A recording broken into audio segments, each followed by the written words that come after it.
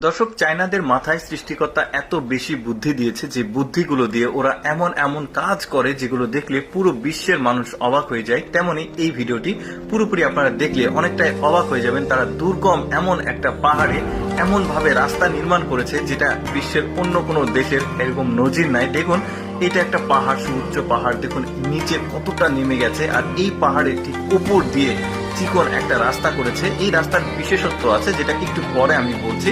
আগে একটু রাস্তাটা দেখিয়ে নিই যে কতটা দুর্গম আর কতটা কঠিন এই রাস্তাটা। দেখুন একদম খাড়া ভাবে উঁচুতে চলে গেছে। এই যে দেখুন এখানে একদম উঁচুতে উঠে গেছে, আবার ওইখান থেকে আবার নিচে নেমে এসেছে। এখানে একটা জায়গা আছে রেস্ট নেওয়ার জন্য। আচ্ছা, এবার আমি আপনাদেরকে খুলে বলি ব্যাপারটা। এটা হচ্ছে সিঁড়ির রাস্তা, অর্থাৎ আপনি বাইক, গাড়ি, কোনো কিছু যানবাহন নিয়ে আসতে পারবেন না। হেঁটে হেঁটে আপনাকে এই রাস্তাতে ভ্রমণ করতে হবে। মূলত টুরিস্টদেরকে কেন্দ্র করে, মানে টার্গেট করে এই রাস্তাটাকে নির্মাণ করা হয়েছে জাস্ট ফর ভিউ দেখার জন্য। এই যে দেখতে পাচ্ছেন আশেপাশের যে সৌন্দর্য, সেই সৌন্দর্য একদমই মনোমুগ্ধকর। কারণ এখানে নদী রয়েছে, শহর রয়েছে, আর একদম পাহাড়ের ওপর দিয়ে এই রাস্তাটাকে নির্মাণ করেছে, যেটাতে হেঁটে যেতে হবে আপনাকে। অনেকটা দীর্ঘ রাস্তা, মানে যাদের ট্রেকিং করার অভ্যাস রয়েছে, হাঁটার অভ্যাস রয়েছে, পাহাড়ে ওঠার নামার অভ্যাস রয়েছে, তারা কিন্তু এইরকম এক্সট্রিম লেভেলে রাস্তাগুলোতে ভ্রমণ করতে আসে। দেখুন কিছু কিছু জায়গাতে একটু পর পর রেস্ট নেওয়ার জায়গা আছে, কিছু দোকানপাট আছে দুই একটা করে, আর মানে সুযোগ সুবিধা আছে, বিদ্যুতের ব্যবস্থাও রয়েছে। মানে দেখতে পাচ্ছেন আমার কাছে বেশ চমৎকার লেগেছে রাস্তাটা। দেখুন কি দারুণ। তবে একটা জায়গা রয়েছে সামনে, যে জায়গাতে আবার লিংক রোড আছে, মানে গাড়ি নিয়ে এসে ওইখান থেকে উঠে আবার রাস্তার পুরোটা ভ্রমণ করা যাবে। সেটা একটু পরে গিয়ে আপনারা দেখতে পারবেন।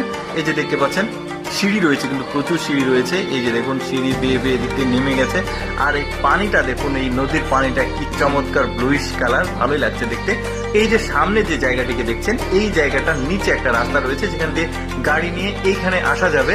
কিন্তু এখানে এসে আপনি রেস্ট নিতে পারবেন, একটু আশেপাশে ভ্রমণ করতে পারবেন। আর এইখান দিয়ে যখন যাবেন এই রাস্তা দিয়ে আপনাকে হেঁটেই যেতে হবে। এই যে দেখতে পাচ্ছেন সিঁড়িগুলো বেশ চমৎকার, যে টাওয়ার, মোবাইল টাওয়ার রয়েছে। আর সামনের দিকে এমন একটা সুন্দর স্পট রয়েছে, যে স্পট থেকে আপনি আশেপাশের 360 ডিগ্রি চমৎকার ভিউ পাবেন, সৌন্দর্য দেখতে পারবেন। একটু পরে গিয়ে সেটা দেখতে পারবেন ভিডিওর শেষের দিকে, যে সামনে কেন এত মানুষ এত কষ্ট করে সামনের দিকে যায়, এই রাস্তাটাকে অতিক্রম করে। একটু পরে গিয়ে সেটা বুঝতে পারবেন।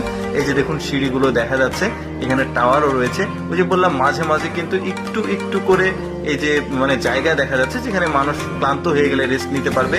এবার আপনারা দেখতে পারবেন যে এত কষ্ট করে মানুষ এই পর্যন্ত কেন আসে। এখান থেকে এই রাস্তাটা শেষ হয়ে গেছে, এখানে দাঁড়িয়ে আশেপাশের 360 ডিগ্রি চমৎকার শহরের এবং নদীর একটা ভিউ দেখা যায়, যে কারণে এত কষ্ট করে এই রাস্তাতে টুরিস্টরা ভ্রমণ করে।